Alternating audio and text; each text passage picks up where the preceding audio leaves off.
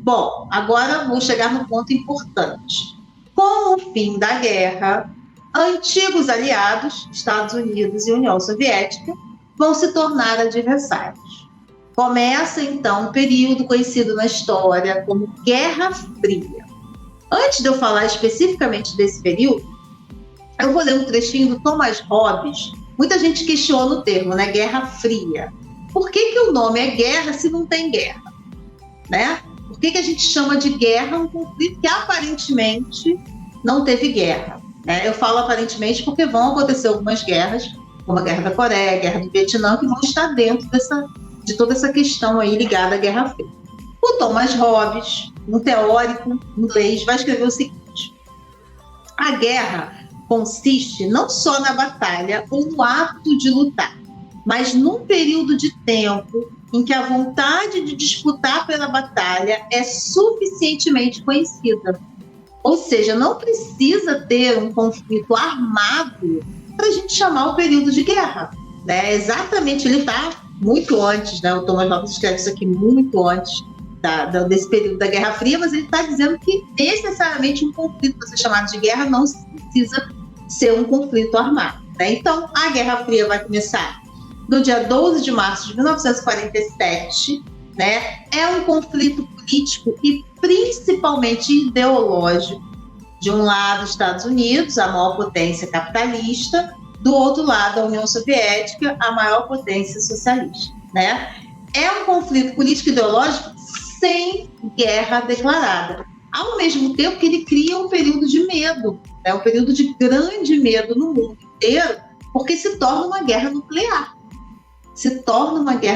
Aliás, esse é o risco agora, né, com esse conflito, com essa guerra entre Rússia e Ucrânia. Né? Sabemos que as guerras agora são guerras nucleares, então o risco de se acontecer um desastre a nível mundial, ele é muito grande. Né? Bom, aí o que a gente vai ter dentro da Europa?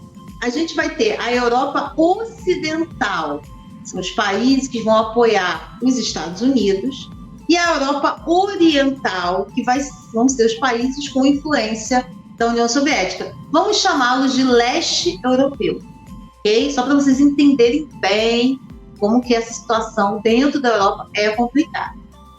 Vou ler um outro trechinho que eu não podia deixar passar, de um historiador inglês chamado Eric Hobsbawm. O livro dele chama Era dos Extremos. Ele descreve o século XX. Ele chama, inclusive, de o breve século XX. Começa em 1914 e vai até 1991, exatamente com a queda da União Soviética. Ele fala o seguinte sobre Guerra Fria. A Guerra Fria entre Estados Unidos e União Soviética, que dominou o cenário internacional na segunda metade do breve século XX, foi, sem dúvida, um desses períodos. Gerações inteiras se criaram à sombra de batalhas nucleares globais que acreditava-se firmemente podiam estourar a qualquer momento e devastar a humanidade. Então, o risco de um conflito mundial, de um conflito nuclear, né, com uma destruição, né, em grandes proporções, perdurou durante todo momento de Guerra Fria. E aí vamos chegar na questão das organizações militares. Se tem um risco de guerra, tem países tentando se juntar e se proteger.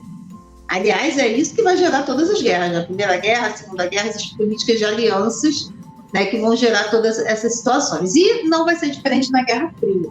Né? Do lado dos Estados Unidos vai ser criada a Organização do Tratado do Atlântico Norte, OTAN. Tanto se fala agora por conta da guerra na Ucrânia, né? Já vou chegar lá porque que se fala tanto da OTAN. É uma aliança militar criada pelos Estados Unidos com o objetivo de garantir a liberdade e a segurança de seus membros por meios políticos e militares. A União Soviética não fica atrás, né? Em 1955, cria o Pacto de Varsóvia, que é também uma aliança militar assinada em Varsóvia, na Polônia, entre a União Soviética e as outras 7 repúblicas socialistas do Bloco Oriental, da Europa Central e Oriental. Então, a gente tem a OTAN, em 1949, e o Pacto de Varsóvia, criado em 1955.